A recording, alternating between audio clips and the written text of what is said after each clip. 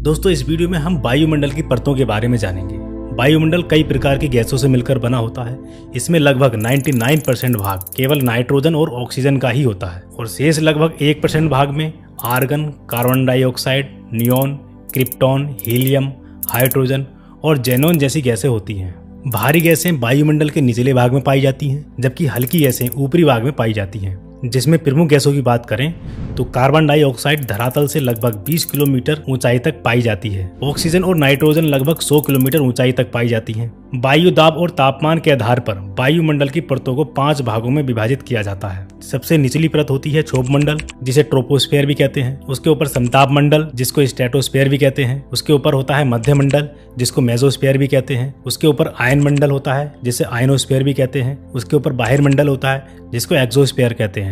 Ion मंडल और बाहिर मंडल को एक ही मंडल ताप मंडल के रूप में भी जाना जाता है। दोस्तों एटमॉस्फेयर की इन लेयरों के नाम आपको इंग्लिश में भी पता होने चाहिए, क्योंकि इंग्लिश मीडियम के एग्जाम हो या हिंदी मीडियम के एग्जाम हो, मोस्टली यह इंग्लिश में ही लिखे हुए आते हैं। सबसे पहले हम क्षोभ मंडल के बारे में जानते हैं।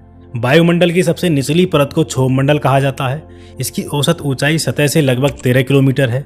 यह ध्रुवों पर या पोल्स पर 8 किलोमीटर और विषुवत रेखा या इक्वेटर पर 18 किलोमीटर की ऊंचाई तक है। दोस्तों क्षोभ मंडल मौसम या जलवायु की दृष्टि से सबसे अधिक महत्वपूर्ण है, क्योंकि मौसम संबंधी सभी घटनाएं जैसे वाष्पीकरण, संघनन, कोहरा, बादल, वर्षा, आंधी तूफान जैसी सभी घटनाएं क्षोभ मंडल में ही घटित होती हैं। वायुमंडल के समस्त गैसीय द्रव्यमान का लगभग 75% क्षोभ मंडल में ही केंद्रित है।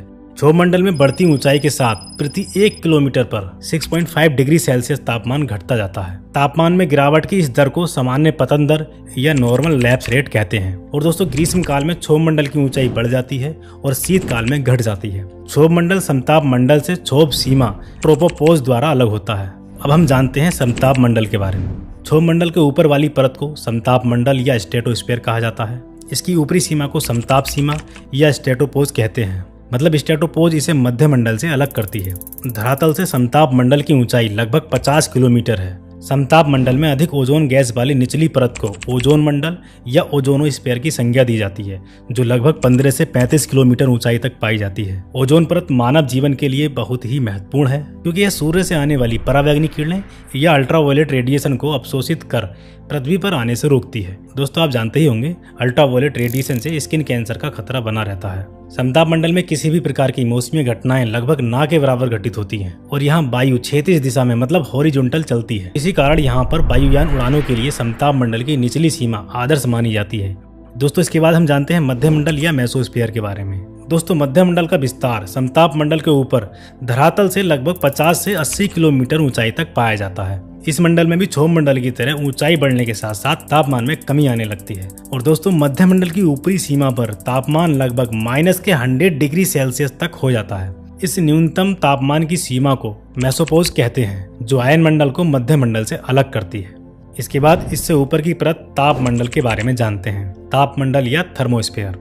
मध्य मंडल की ऊपरी सीमा या मेसोपोज के ठीक ऊपर स्थित वायुमंडल के भाग को ताप मंडल कहते हैं, जिसमें बढ़ती ऊंचाई के साथ साथ तापमान में तीव्र गति से वृद्धि होती है और कम वायुमंडलीय घनत्व के कारण वायु दाब न्यूनतम होता है। ताप मंडल की विशेषताओं के आधार पर इसे 2 भागों में वर्गीकृत किया जाता है, आयन मंडल और बाहिर मंडल। पहले हम आयन मंडल या आयनोस्फीयर के बारे में जानते हैं। दोस्तों मध्य मंडल के ऊपर आयन मंडल का विस्तार 80 से 640 किलोमीटर के मध्य पाया जाता है। आयन मंडल में आयन मतलब विद्युत आवेशित कणों की प्रधानता होती है। ये रेडियो तरंगों को पृथ्वी पर परावर्तित कर देते हैं और वायरलेस कम्युनिकेशन को संभव बनाते हैं। आयन मंडल के ऊपर बाह्य मंडल मतलब एक्सोस्फीयर का विस्तार पाया जाता है। इस मंडल की कोई सीमा नहीं है। तो दोस्तों कम्युनिकेशन सैटेलाइट यहाँ पर जियो स्टेशनरी ऑर्बिट में विषुवतीय रेखा के लगभग 36,000 किलोमीटर की ऊंचाई पर स्थापित किए जाते हैं।